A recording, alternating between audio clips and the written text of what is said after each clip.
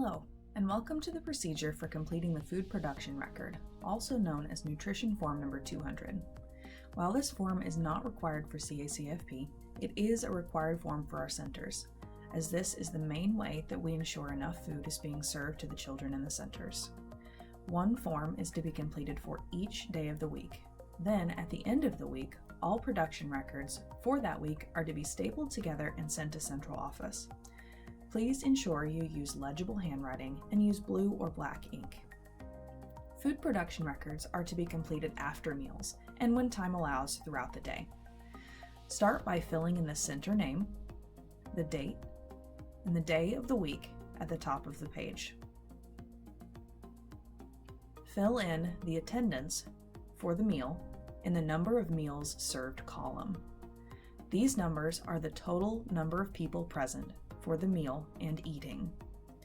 The final count should be filled out after the meal to ensure it is accurate.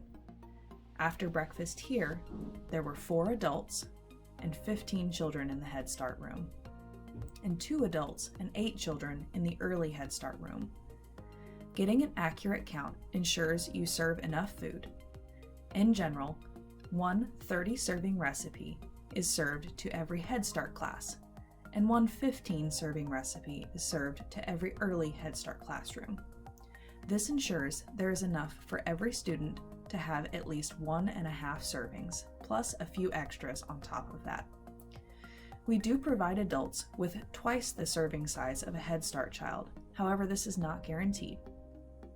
This means where the child will receive 1/4 cup serving of green beans, for example, an adult receives 1/2 cup serving. Another easy way to calculate how many servings to prepare is to take the child count times 1.5 plus the adult count times 2, and always round up. So for example, taking the breakfast counts here, if there were a total of 23 children and a total of 6 adults added from both classes,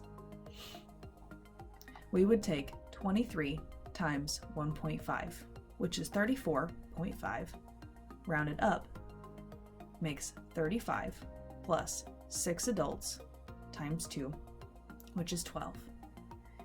Then if we add 35 plus 12, we get 47, which is approximately equal to a 30-serving recipe plus a 15-serving recipe, just as we said before. Using this calculation is probably most helpful in our large centers, but may also be helpful for family nights and other instances where quantity food estimates need to be made. Refer to your menu and fill in the menu items on the line that the component fits in. For example, this morning, breakfast was cereal with apple juice and milk. The apple juice would go in the fruit, vegetable, juice line. The cereal would go on the bread and/or cereals line, and the milk would go on the milk line. Indicate the total quantities you served in the total amount of food prepared column by listing weights for fresh fruits and vegetables and quantity and sizes for packaged items. For example, 6 pounds of broccoli, 2 number 10 cans of pears, or 1.5 loaves of bread. Only put the item that is fulfilling the CACFP requirement on the food production record. For example, broccoli salad is served for lunch, but only the broccoli needs to be listed, not the bacon bits or the salad dressing that's used in the recipe.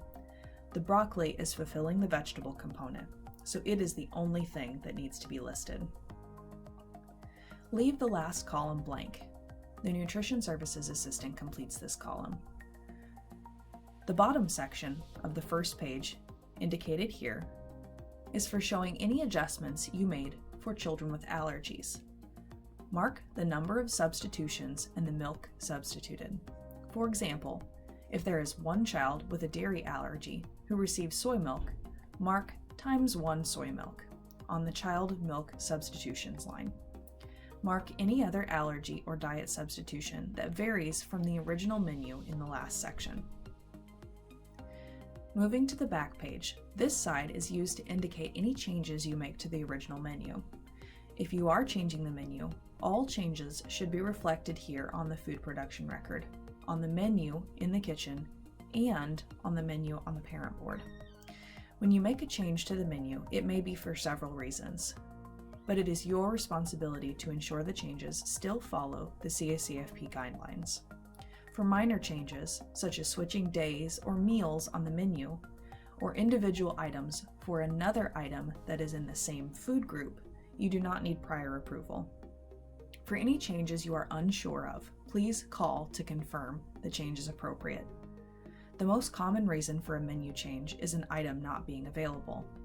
Other reasons might be that the kitchen staff is sick, or something was burned or ruined on accident.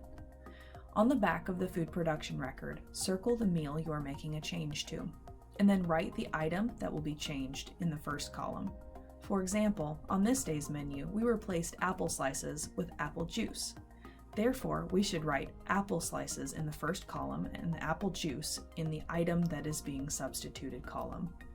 Then, in the third column, we would indicate why we made this change.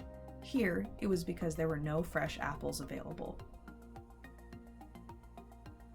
Complete this chart for every substitution you make. On the menus, when you make a change, mark through the item with a single line and write in the item you are replacing it with on the menus in the kitchen and on the parent board. At the end of the week, staple the week's food production records together and send to central office through the center mail. If you have any other papers that need to be sent in, paperclip them to the food production record bundle. Separate different weeks' food production records with separate staples and paperclip any other papers to the bundles. Thank you for watching the Food Production Record Procedure Training video.